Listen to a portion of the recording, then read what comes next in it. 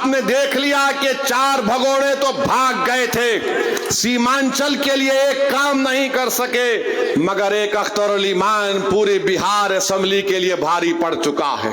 और जिन्होंने इनको भगाया, हम तुमको भगाएंगे बिहार में इंशाअल्लाह ताला। ये 4 भाग गए थे, अब इंशाअल्लाह 24 आएंगे इंशाअल्लाह ताला। और याद रखो राजद वालों, तुमने 4 को खरीदा ना, इंशाअल्लाह ताला तुम भिखारी बन के अख्तरुल ईमान और तौसीफ आलम के घर को आओगे। हम तुमको बताएंगे कि सीमांचल के इंसाफ कैसे होता है। ये बी टीम ही थी जिसने मोदी के सामने इस वक्फ के कानून को फाड़ दिया था कि इंशाअल्लाह ताला आइंदा जब विधानसभा के चुनाव होंगे तो बहादुरगंज से इंशाअल्लाह तौसीफ आलम साहब मजलिस इत्तेहादुल मुस्लिमीन के उम्मीदवार भी होंगे और इंशाअल्लाह ताला आप तमाम लोग उनको अपनी दुआ और वोटों से यहां से अपना नया विधायक और एमएलए भी मुंतखब करेंगे। अब आप बताइए कि बिहार में 1950 का एक कानून है जो हमारे हिंदू भाई बहन के मंदिरों के ताल्लुक से कानून बनाया गया। वो कानून ये कहता है कि जितने बिहार में हिंदू धर्म के मंदिरें होंगी या उसके एडमिनिस्ट्रेटिव बॉडी होगी, उसमें कोई गैर हिंदू को मेंबर नहीं बनाया जा सकता है। हम नीतीश कुमार से ये पूछना चाहते हैं, चिराग पासवान से पूछना चाहते हैं, जब आपके पास बिहार में कानून है कि आपके मंदिर के बॉडीज में कोई गैर हिंदू मेंबर नहीं बन सकता, तो कैसे बिहार के मुसलमानों के वक्फ बोर्ड में किसी गैर मुस्लिम को आप मेंबर बनाएंगे? बिहार में बोध गया है, बोध गया में वहां पर सिर्फ बौद्ध मजहब के और हिंदू धर्म के मानने वाले मेंबर बन सकते हैं, तो फिर आप बिहार में मुसलमानों के वक्फ बोर्ड में कैसे आप किसी गैर मुस्लिम को बनाएंगे? ये कानून बनाना और ये कहना कि गैर मुस्लिम मुसलमानों के वक्फ बोर्ड को चलाएगा, ये हमारे भारत के संविधान की दफा 26 के खिलाफ है। मेरे अजीज दोस्तों और बुजुर्गों, बात यहां तक खत्म नहीं हुई। अब कानून ये भी कहता है कि वही मुसलमान अपनी जायदाद को अल्लाह के लिए वक्फ कर सकता है, वही कर सकता है जो 5 साल से मुसलमान हो। आप बताइए कौन तय करेगा बिहार में आकर कि क्या ये 5 साल से मुसलमान है या नहीं? क्या नीतीश कुमार सर्टिफिकेट लिखकर देंगे हमको? क्या चिराग पासवान सर्टिफिकेट लिखकर देंगे कि 5 साल से मुसलमान है? क्या भारत के प्रधानमंत्री लिखकर देंगे सर्टिफिकेट ये 5 साल से मुसलमान है? मेरे अजीज दोस्तों और बुजुर्गों, ये किसी भी धर्म में इस तरह का कानून नहीं है। जो किसी धर्म का होता है वो अपनी आस्था की बुनियाद पर अपने जिस भगवान या अल्लाह को मानता है वो अपनी प्रॉपर्टी को, जायदाद को दे देता है। मगर मुसलमानों से कहा जा रहा है कि आपको 5 साल तक आपको ये बता रहा, आप उस 5 साल तक जायदाद नहीं दे सकते। कौन आकर फैसला करेगा? और अगर कोई एक महिला होगी, कोई हमारी बेटी होगी, बहन होगी, तो कौन जाकर उसको पूछेगा? ये इस तरह का कानून बनाया गया है कि 5 साल तक आप अपनी जायदाद को नहीं दे सकेंगे जब तक कि आप ये नहीं बताएंगे कि आप इस्लाम पर अमल कर रहे हैं। क्या मेरी दाढ़ी नरेंद्र मोदी से बड़ी है तो क्या मैं मुसलमान हो गया? क्या अगर कोई हमारी बहन हिजाब पहनी या नहीं पहनी तो मुसलमान होगी या नहीं होगी? ये गलत कानून बनाया गया। तीसरा ये कानून बनाया गया, उस कानून में ये बनाया गया कि अगर झगड़ा गवर्नमेंट की जायदाद में और वक्फ की जायदाद में होगा तो बिहार सरकार अपने एक ओहदेदार को नामजद करेगी और वो ओहदेदार ये फैसला करेगा कि जायदाद सरकार की है या वक्फ की है। अब आप बताइए, अगर सरकार का अफसर होगा वो कभी भी वक्फ बोर्ड के हक में फैसला नहीं करेगा, वो तो नीतीश कुमार और चिराग पासवान और मोदी के हक में फैसला करेगा। वो तो लिख कर दे देगा कि ये जायदाद गवर्नमेंट की है, बिहार वक्फ की नहीं है। इसका उसमें बनाया गया, एक और कानून बनाया गया, उसी में लिखा गया कि 6 महीने के अंदर पूरे जायदादों को पोर्टल पर डालना पड़ेगा। मैं किरण रिजिजू से पूछना चाहता हूं, कहां है तुम्हारा पोर्टल? किधर है तुम्हारा पोर्टल जो तुमने शुरू कर दिया? 6 महीने में करना पड़ेगा। मेरे अजीज दोस्तों और बुजुर्गों, इस कानून में यह कहा गया कि अगर कोई मुसलमान अपनी जायदाद को वक्फ अल औलाद करना चाहता है, यानी मालिक अल्लाह रहेगा मगर उस जायदाद का फायदा वो कहेगा कि मेरी औलाद को मिलेगा, तो मोदी ने कानून बनाया अगर उस वक्फ करने वाले की जायदाद में वो वक्फ करने से पहले अगर उसकी बेटी होगी तो वो बेटी का हक मार कर नहीं दे सकता है।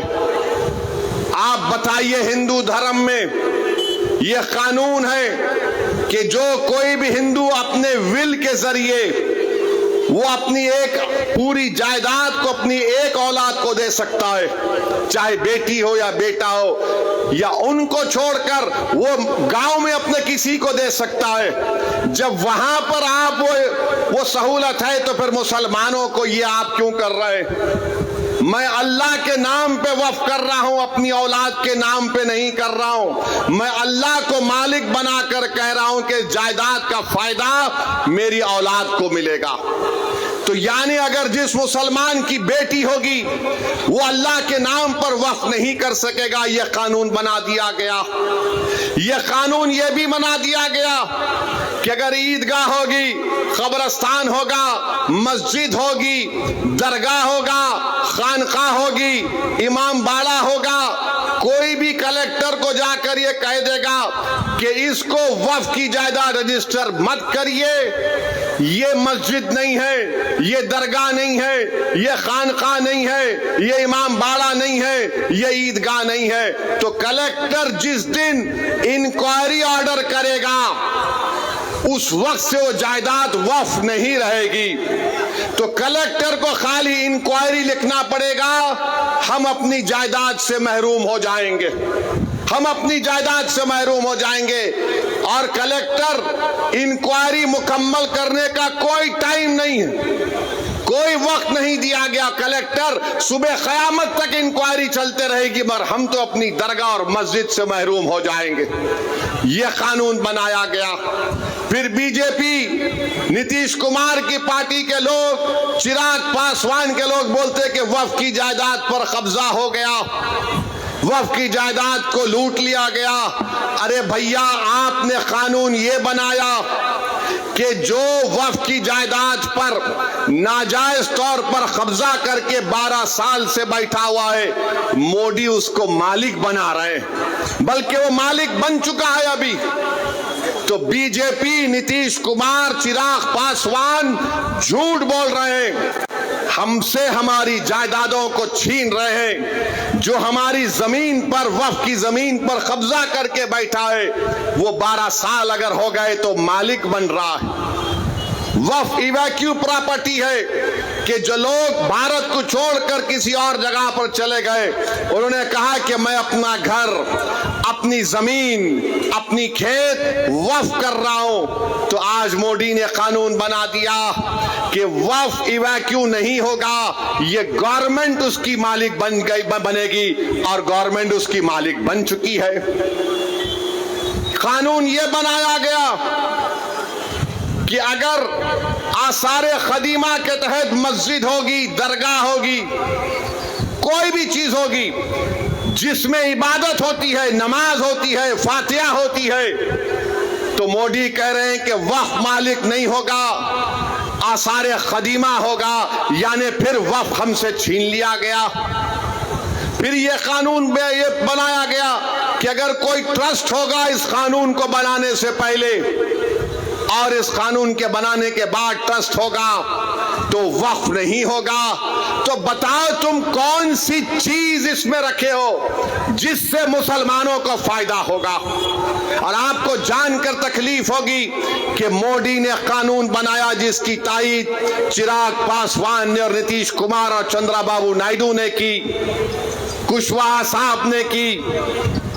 क्या कानून बनाया, अगर कोई वक्फ की जायदाद को धोखे से बेचता है तो पहले उसको सजा थी 2 साल की, बेजमानत नहीं मिलती थी। आज मोदी ने कह दिया प्यारे तू लूट ले वक्फ की जमीन को और 6 महीने की सजा तुझको मिलेगी, 2 साल की नहीं मिलेगी और तुमको जमानत मिल जाएगी। मैं पूछना चाहता हूं नीतीश कुमार से, चिराग पासवान से, चंद्रबाबू नायडू से, कुशवाहा साहब से, कुमारस्वामी साहब से, जयंत चौधरी साहब से, अरे एक चीज तो बताओ जो इससे मुसलमानों को फायदा होगा। आपने कानून बनाया सिर्फ मुसलमानों की जायदादों को लूटने के लिए, हमारी मस्जिदों को छीनने के लिए, हमारी दरगाहों को छीनने के लिए। तो मेरे अजीज दोस्तों और बुजुर्गों, मोदी ने कानून ऐसा बनाया है कि हमारे ईमान पर हमला हो रहा है, हमारी मस्जिदों पर हमला हो रहा है, हमारे खानखाहों पर, दरगाहों पर, इमाम बाड़ों पर हमला हो रहा है और हम खामोश नहीं बैठ सकते।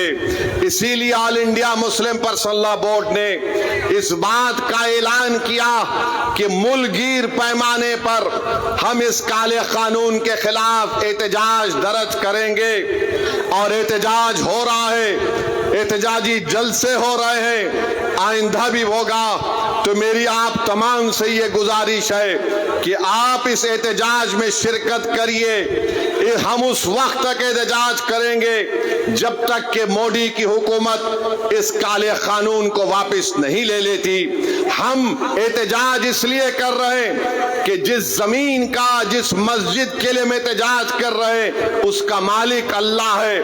हम हरगिज किसी भी हालत में इस मस्जिद को, इस दरगाह को, इस जमीन को जिसका मालिक अल्लाह है, हम हुकूमत को ये नहीं इजाजत दे सकते कि आप उस पर कब्जा करके वक्फ बोर्ड को नुकसान पहुंचाए। और याद रखिए वक्फ एक इबादत है, नमाज रोजा एक इबादत है, कुरान की तिलावत भी एक इबादत है, मगर वक्फ भी एक इबादत है। हुकूमत ने ऐसा कानून बनाया ताकि हमसे हमारी इबादत करने का तरीका भी छीन लिया जाए। तो मैं आपसे अपील कर रहा हूं कि मुसलमानों के खिलाफ ही इस तरह का कानून बनाया गया है। हुकूमत तंग नजरी के मुजाहरे कर रही है, हुकूमत संविधान के खिलाफ जिसको बाबा साहेब अम्बेडकर ने बनाया, इस तरह का गलत कानून बनाकर हुकूमत ये बताना चाह रही है कि हम वक्फ की जायदादों को हासिल कर लेंगे। हम में जितनी जान है इंशाअल्लाह ताला हम तमाम मिलकर पुरअमन तरीके से, जमहूरी तरीके से हम इस काले कानून की मुखालिफत करेंगे। मेरी आपसे गुजारिश है कि आप पर्सनल लॉ बोर्ड के एहतजाजी प्रोग्राम पर अमल करें और आप तमाम से अपील कर रहे हैं कि हम एहतजाज करेंगे। नीतीश कुमार भी जान ले, चिराग पासवान भी जान ले कि हम हर चीज को बर्दाश्त कर सकते हैं, मगर जो चीज का मालिक अल्लाह है हम हुकूमत को उसका मालिक बनने नहीं देंगे। जिस जगह पर हमने अल्लाह अकबर कहकर मस्जिदों को आबाद किया, हम उस जगह को वीरान होने नहीं देंगे। जिस जगह पर हमारे बुजुर्ग उन कब्रस्तानों में आराम से सो रहे हैं, हम उस जगह पर तुमको छीनने नहीं देंगे। याद रखो ये एक ऐसा मसला है कि हम खामोश नहीं बैठेंगे, हम एहतजाज करेंगे और उस वक्त तक एहतजाज होगा इंशाअल्लाह जब तक कि हुकूमत इस काले कानून को वापस नहीं ले लेती है। तो मेरे अजीज दोस्तों और बुजुर्गों, क्या आप पूरा साथ देंगे all India Muslim personal law board का? हाथ उठाकर जवाब दीजिए। बहुत बहुत शुक्रिया।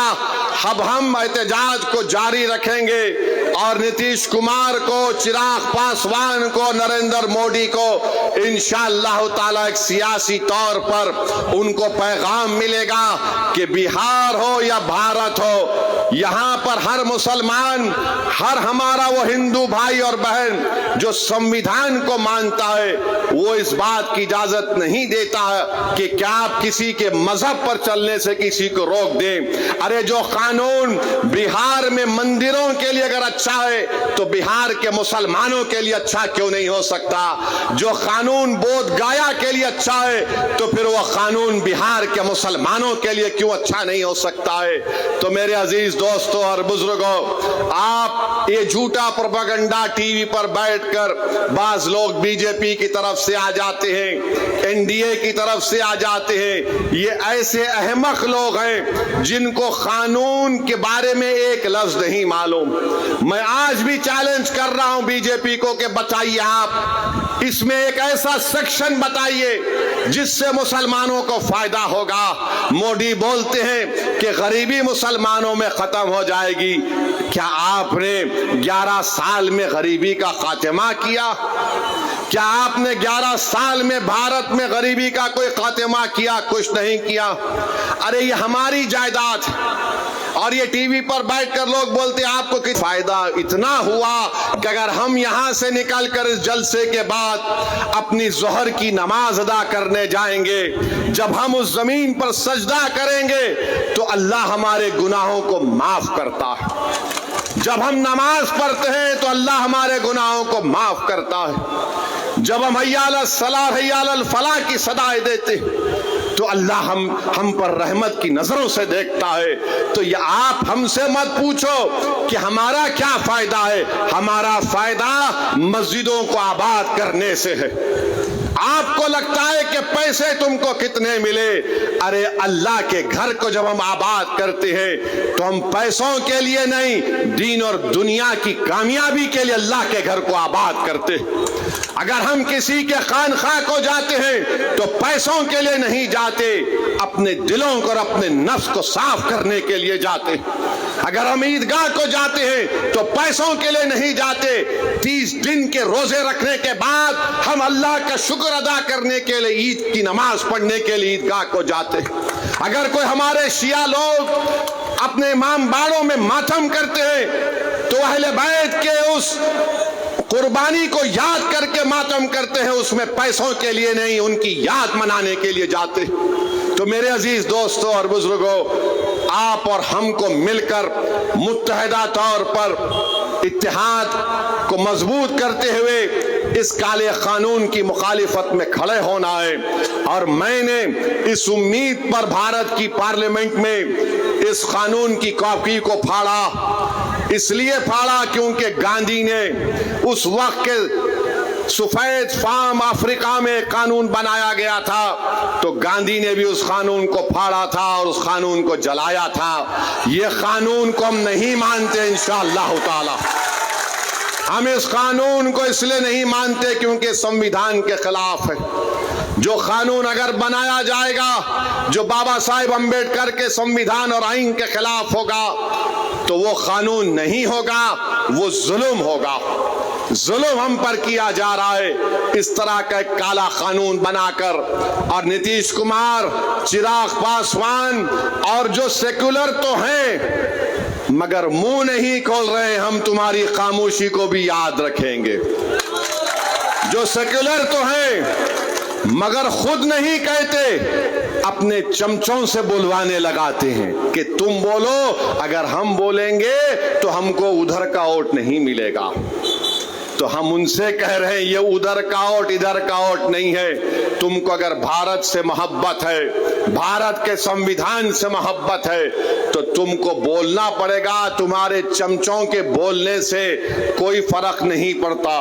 बोलो, खुलकर बोलो। ये कानून मुसलमानों की मस्जिदें और दरगाहें और खानकाएं छीनने के लिए बनाया गया। मेरे अजीज दोस्तों और बुजुर्गों, हम उम्मीद करते हैं कि इंशाअल्लाह ताला अल्लाह अपने फजलो करम से इस काले कानून को अल्लाह हुकूमत के जरिए वापस दिलवाएगा।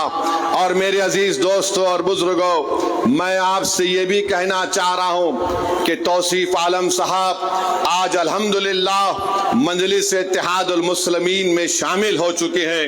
मैं आपको ये बताना चाह रहा हूँ कि मजलिस इत्तेहादुल मुस्लिमीन ने फैसला लिया है कि इंशाअल्लाह ताला आइंदा जब विधानसभा के चुनाव होंगे तो बहादुरगंज से इंशाअल्लाह तौसीफ आलम साहब मजलिस इत्तेहादुल मुस्लिमीन के उम्मीदवार भी होंगे और इंशाअल्लाह ताला आप तमाम लोग उनको अपनी दुआ और वोटों से यहाँ से अपना नया विधायक और एमएलए भी मुंतखब करेंगे। मुझे इस बात की पूरी उम्मीद है कि 4 भाग गए थे अपना ईमान बेचकर, ये 4 भाग गए थे, अब इंशाअल्लाह 24 आएंगे इंशाअल्लाह ताला। 4 भागे तो 24 आएंगे और जिन्होंने इनको भगाया हम तुमको भगाएंगे बिहार में इंशाअल्लाह ताला। महाराष्ट्र में शिवसेना के एमएलएस को तोड़ दिया शिंदे ने तो सबने कहा जमहूरियत का कत्ल हो गया। कर्नाटका में बीजेपी ने कांग्रेस की हुकूमत को तोड़ा तो सबने कहा जमहूरियत का कत्ल हो गया। मध्य प्रदेश में बीजेपी ने कांग्रेस के एमएलए को खरीद लिया तो सबने कहा ये जमहूरियत का कत्ल हो गया। तुमने सीमांचल की जनता के ख्वाबों को चुकनाचूर किया। हमारी लड़ाई सीमांचल की थी और हमेशा रहेगी इंशाअल्लाह ताला। तुमने असदुद्दीन ओवैसी अख्तर उल ईमान की पीठ कर खंजर नहीं घोपा। तुमने सीमांचल के उन गरीबों पर, उन हमारे नौजवानों के सीनों पर तुमने खंजर मारा है जो सीमांचल में इंसाफ की लड़ाई लड़ रहे थे। मगर याद रखो ये 4 बुज़दिल थे, ये 4 जमीर फरोश थे। तो खरीदने वाला भी जमीर फरोश है, खरीदने वाला भी कमजोर है। अरे जो बिकने तैयार थे वो बिक गए, जो नहीं बिके वो तुम्हारे सामने खड़ा है। और जब तक अल्लाह जिंदा रखेगा सीमांचल की लड़ाई हम लड़ते रहेंगे इंशाअल्लाह ताला। और याद रखो राजद वालों, तुमने 4 को खरीदा ना, इंशाअल्लाह ताला तुम भिखारी बन के अख्तर उल ईमान और तौसीफ आलम के घर को आओगे। हम तुमको बताएंगे कि सीमांचल के इंसाफ कैसे होता है। अरे तुम सीमांचल की जनता ने पतंग छाप कोड दिया है और पतंग छाप कोड इसलिए दिया क्योंकि सीमांचल की जनता गयूर जनता है। सीमांचल की जनता गरीब जरूर है मगर सीमांचल की जनता अपने सर को सिवाय अल्लाह के आगे किसी के आगे नहीं झुकाती है। तो पतंग छाप को उन्होंने वोट दिया है, अपनी जमीर की आवाज पर वोट दिया है। और आज मैं कह रहा हूं कि अख्तर उल ईमान साहब मजलिस इत्तेहादुल मुस्लिमीन बिहार के सदर हैं। अख्तर उल ईमान ने इस जमात की जिम्मेदारी को उस वक्त संभाला जब मजलिस के पास कोई चीज नहीं थी। अख्तर उल ईमान की मेहनत और उनके साथियों की मेहनत ने मजलिस इत्तेहादुल मुस्लिमीन को किशनगंज से हमारा एक पहला एमएलए मुंतखब करवाया। पार्लियामेंट के इलेक्शन लड़े, 2 पार्लियामेंट के इलेक्शन लड़े, कामयाबी हमको नहीं मिली। हमारे हौसले पस्त नहीं हुए हैं। करीब 3 लाख के करीब हमको वोट मिले। असेंबली का इलेक्शन हुआ, आपने 5 एमएलएस को कामयाब किया। आज फिर आपके सामने मजलिस इत्तेहादुल मुस्लिमीन आपके दरमियान में आकर कह रही है कि जब बिहार प्रदेश का चुनाव होगा आपको सीमांचल के इंसाफ के लिए पतंग छाप का साथ देना है, असदुद्दीन ओवैसी का साथ नहीं है। आपको सीमांचल के इंसाफ की लड़ाई मजलिस लड़ रही है। पतंग छाप ने जब से सीमांचल का नाम लिया तो जो कल तक राजद वाले सीमांचल का नाम लेने से पीछे हटते थे जो कल तक नीतीश कुमार की जबान पर सीमांचल का नाम नहीं आता था, मोदी इसको क्या कहते थे आप जानते इस इलाके को। आज पतंग छाप को आपने वोट दिया तो मोदी, नीतीश और राजद के नेताओं के जबान पर सीमांचल आ गया। ये मजलिस की कामयाबी है जो आपने मजलिस के हक में वोट दिया था। तो मेरे अजीज दोस्तों और बुजुर्गों, अख्तर उल ईमान की क़यादत में मजलिस सीमांचल से लेकर बिहार के कोने कोने तक जा रही है और मुझे यकीन है कि हमको कामयाबी मिलेगी। मैं उन तमाम से अपील कर रहा हूं जो आज बेजार हैं, तंग आ चुके हैं इस फिरका परस्ती को देखकर। मैं उन तमाम कायदीन से अपील कर रहा हूं जो किसी भी पार्टी में होंगे, मगर आज घुटन उनको महसूस होता है जब वो देखते हैं कि कैसे हमारी आंखों के सामने इस तरह के काले कानून को बना दिया गया। वो ये महसूस करते हैं, अपनी ज़मीर उनको पुकार पुकार कर उनसे कहता है कि वक्त आ चुका है कि बिहार में हम अपनी एक क़यादत को बनाएं। जब यादवों की क़यादत हो सकती है, जब कुशवाहा और कुर्मी की क़यादत हो सकती है, जब अप्रकाश की क़यादत हो सकती है, जब दलित भाई बहनों की सियासी क़यादत हो सकती है, तो क्या गरीब और मजलूमों की क़यादत नहीं बन सकती? मेरे भाई, ये फैसला आपको दोबारा करना। और मैं आपसे अपील कर रहा हूं कि हम अपनी क़यादत को बनाएंगे इंशाअल्लाह ताला, ताकि एक अख्तर उल ईमान, आपने देख लिया कि 4 भगोड़े तो भाग गए थे, सीमांचल के लिए एक काम नहीं कर सके, मगर एक अख्तर उल ईमान पूरे बिहार असेंबली के लिए भारी पड़ चुका है। बिहार में एक अख्तर उल ईमान लड़ता है सीमांचल की आवाज बनकर। अगर अख्तर उल ईमान के साथ इंशाअल्लाह ताला बहादुरगंज की जनता तौसीफ आलम को अख्तर उल ईमान का बाजू बनाकर भिजाएगी। अगर सीमांचल की जनता किशनगंज से मजलिस के उम्मीदवार को अपनी आवाज बनाकर बिहार की विधानसभा में भिजाएगी, अमूर और बैसा की आवाम मजलिस के नुमाइंदे को कामयाब करेगी, कोचा दामन की आवाम अगर अपने इत्तेहाद की ताकत पर और अपनी ताकत की बुनियाद पर आप बिहार में मजलिस के नुमाइंदे को कामयाब करके भिजाएंगे और सीमांचल के मुख्तलिफ जोकी में वहां पर भी आप भिजाएंगे, तो याद रखिए हम सीमांचल से इंसाफ उसी वक्त होगा जब तुम्हारी आवाज होगी। आवाज से मतलब तादाद। हाँ, ठाकुरगंज ठाकुर पूरा सीमांचल, ठाकुरगंज भी है। तो मेरी आपसे अपील है कि अब की बार ये आके बोलेंगे वो बी टीम, ये बी टीम ही थी जिसने मोदी के सामने इस वक्फ के कानून को फाड़ दिया था। तुम तो ए टीम थे, तुम्हारे मुंह में दही जम चुकी थी,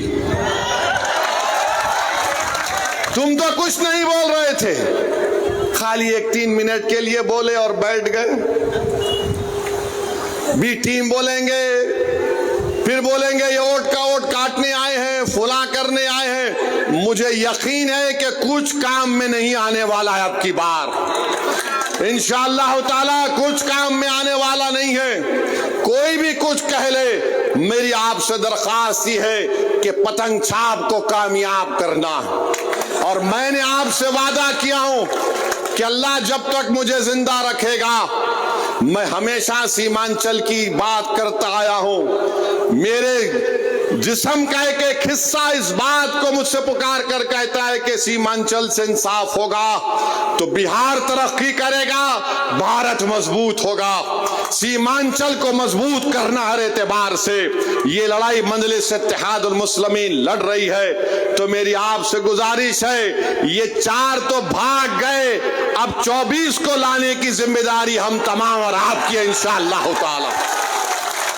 तो मेरे अजीज दोस्तों और बुजुर्गों, अभी तो पहला एक जलसा हुआ है, इंशाअल्लाह ताला इसके बाद सीमांचल के मुख्तलिफ विधानसभा में मजलिस इत्तेहादुल मुस्लिमीन के जलसे होंगे। मगर आज बहादुरगंज की इस मुबारक सरजमीन से हमने बिहार के चुनाव का एक बिगल बजा चुके हैं और इंशाअल्लाह ताला मुझे यकीन है कि आपके इत्तेहाद, आपकी कौमी तड़प और आपकी जज्बात के ऊपर दोबारा मजलिस इत्तेहादुल मुस्लिमीन को एक बड़ी तादाद में यहां से हमारे विधायक कामयाब होंगे और आपको पहले से ज्यादा आगे बढ़कर मजलिस को मजबूत करना है। और आप याद रखिए कि बहुत सी पार्टियां आएंगे, बहुत सी पार्टी के लोग आकर आपको दौलत देंगे, जरूर लीजिए,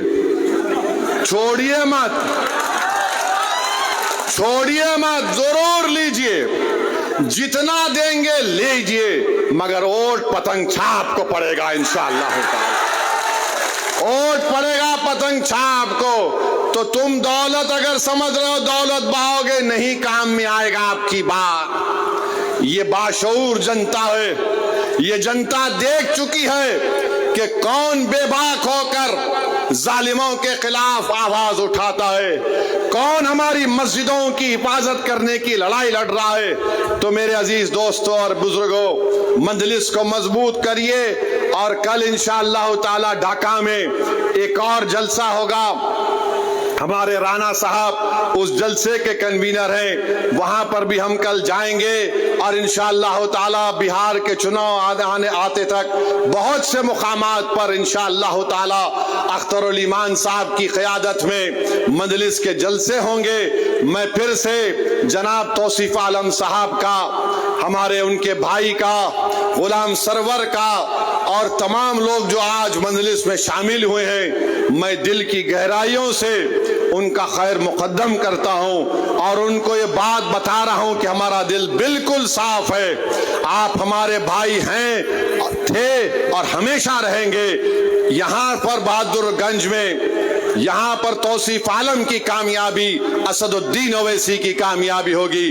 और आपका बेहद शुक्रिया, आप तशरीफ लाए। मैं हमारे मीडिया के लोगों से बोलूंगा कि आप आ जाइए, आपसे भी थोड़ा बातचीत कर लेंगे, क्योंकि मीडिया को शिकायत रहती है कि हम बात नहीं करें। तो अगर मेरी तकरीर में आपको कोई बात नहीं बोला हूं तो आप आइए। से भी अपील कर रहा हूं कि मीडिया को यहां पर आकर मंच पर हमसे थोड़ी देर बात करने का मौका इनको मिले। बहुत बहुत शुक्रिया। इस जलसे का इख्तिताम इस नारे पर होगा, नारे तकबीर, नारे तकबीर। सीमांचल की जनता, सीमांचल की जनता, बहादुरगंज की जनता, सलाम अलैकुम।